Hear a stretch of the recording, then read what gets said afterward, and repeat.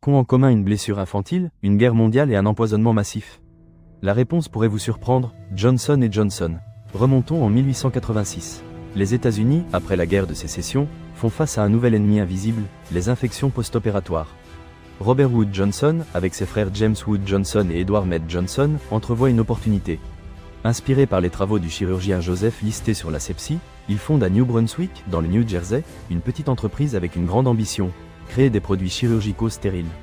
Imaginez la scène, une poignée d'employés dans un bâtiment modeste, expérimentant avec des cotons, des gaz et de nouvelles méthodes de stérilisation. Les premières années ont été difficiles. La concurrence était féroce et convaincre les médecins de l'efficacité de leurs produits n'a pas été une tâche facile. Mais les Johnson étaient persistants. Un incident fortuit changera le cours de l'entreprise. Un employé de la compagnie a dit à Robert Wood Johnson que sa femme se brûlait et se coupait constamment dans la cuisine, et qu'il lui était difficile de trouver des pansements adéquats. La solution a été révolutionnaire, une trousse de premier secours prête à l'emploi. Une nouvelle catégorie de produits était née, démocratisant l'accès aux soins de santé et propulsant Johnson & Johnson vers le succès. Le XXe siècle a apporté avec lui des guerres, des avancées scientifiques et une expansion mondiale sans précédent. Johnson & Johnson a su s'adapter à chaque époque. Pendant la Première Guerre mondiale, ils ont fourni des fournitures médicales à l'armée américaine. Dans les années 1920, ils ont lancé la campagne « Better Babies », promouvant l'hygiène infantile et consolidant leur image de marque de confiance pour les familles. L'innovation constante a été la clé. Du célèbre Band-Aid, le pansement, inventé en 1920 par un employé nommé Earl Dixon pour sa femme, à la gamme de produits pour bébés, Johnson & Johnson est devenu synonyme de soins et de protection. Son logo, simple mais reconnaissable, s'est gravé dans l'esprit de millions de personnes dans le monde entier. Mais tout n'a pas été rose. En 1982, la tragédie a frappé l'entreprise. 7 personnes sont mortes à Chicago après avoir pris des capsules de Tylenol, paracétamol, qui avaient été délibérément empoisonnées au cyanure. La crise a été d'une ampleur épique. Comment protéger les consommateurs? Comment sauver la réputation de la marque? La réponse de Johnson & Johnson a été exemplaire.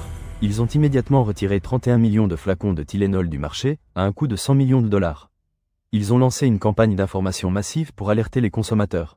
Et le plus important, ils ont réinventé l'emballage, introduisant le seau de sécurité triple qui est aujourd'hui la norme dans l'industrie pharmaceutique. La réponse de l'entreprise a non seulement arrêté la crise, mais a renforcé la confiance des consommateurs. Johnson & Johnson a démontré que la sécurité et le bien-être de ses clients étaient sa priorité absolue. Elle est devenue une étude de cas en gestion de crise, admirée et imitée par des entreprises du monde entier. Et c'est là que nous entrons dans le domaine des mythes et des légendes urbaines. Saviez-vous qu'il existe une rumeur persistante concernant la poudre pour bébé de Johnson & Johnson? Pendant des années, il a été allégué que la poudre contenait de l'amiante, un minéral cancérigène. La controverse a généré des milliers de poursuites et a endommagé l'image de la marque. Johnson & Johnson a toujours nié catégoriquement ces accusations, arguant que ces produits sont sûrs et que les tests scientifiques le prouvent. Cependant, la controverse persiste. Le débat sur la sécurité de la poudre de talc reste ouvert, suscitant des doutes et des interrogations sur la responsabilité de l'entreprise. Aujourd'hui, Johnson & Johnson est bien plus qu'une entreprise de produits de soins personnels. C'est un géant pharmaceutique et de dispositifs médicaux, présent dans presque tous les pays du monde.